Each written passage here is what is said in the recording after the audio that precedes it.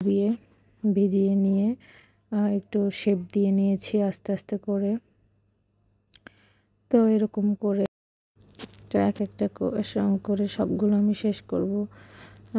কিছুক্ষণ পর পর ব্রাশ দিয়ে একটু যখন শুকিয়ে আসবে তখন আবার ব্রাশ দিয়ে একটু শেপ দিয়ে নিয়েছি। আর যে মানে ফুলগুলোর যে লতা থাকে ওগুলো আমি ওই পেস্টগুলোকে কিছু পেস্ট নিয়ে কোন বানিয়ে বা পলিথিনের মধ্যে ঢুকিয়ে ওটাকে কেচি দিয়ে কেটে ছোটো করে কেটে যেভাবে করতেছি এরকম করে এগুলো ভরাট করেছি। তারপর ব্রাশের সাহায্যে এগুলো স্মুথ করে দিয়েছি। আর আমি আসলে ওই কালারটার কারণে যে কালার করেছি আর কি বোর্ডটায় শেড কালারটা আনার জন্য আসলে আগে কালার করেছি, না হলে পরে কালারটা করলে আসলে ভালো হয়। কারণ আপনারা দেখতেই পারতেছেন আমার চারপাশে এই পেস্টগুলো লেগে সাদা সাদা হয়ে গিয়েছে। পরে এগুলো আমি ক্লিন করব, তবে ক্লিন করতে অনেক কষ্টই হয়।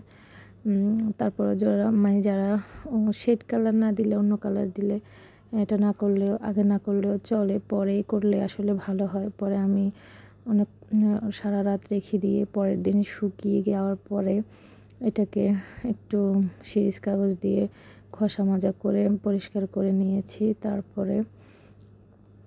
তারপরে আমি ওই ব্রাশ একটা টুথব্রাশ পানিতে চুবিয়ে চুবিয়ে আস্তে আস্তে করে ওই সাদা সাদা হয়ে আছে ওগুলা ক্লিন করে নিয়েছি। তারপরে তো রঙের পালা, তো আমি রং করতে বসেছি।